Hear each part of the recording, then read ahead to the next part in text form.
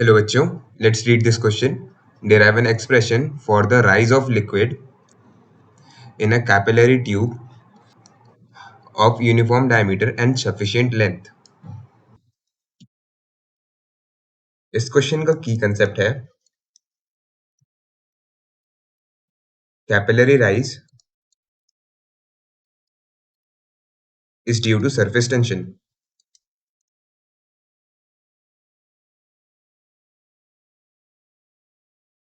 Surface tension S is equal to force per unit length.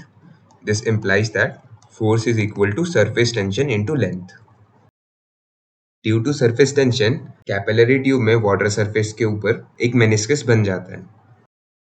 अगर हमें force निकालना है तो हमें फाइंड करना होगा surface tension into length.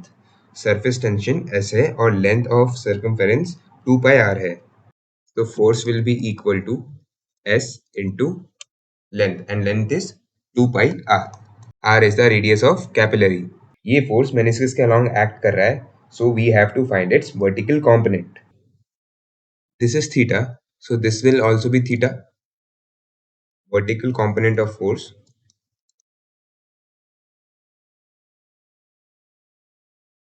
is equal to 2 pi r s cos theta.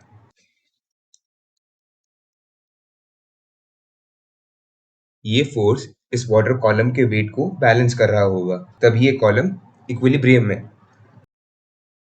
Wait of water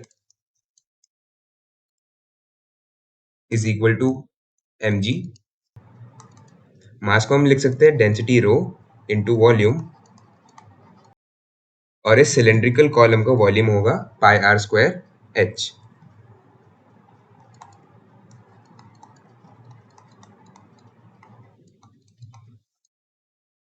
हम देख सकते हैं कि वाटर कॉलम इक्विलिब्रियम में है.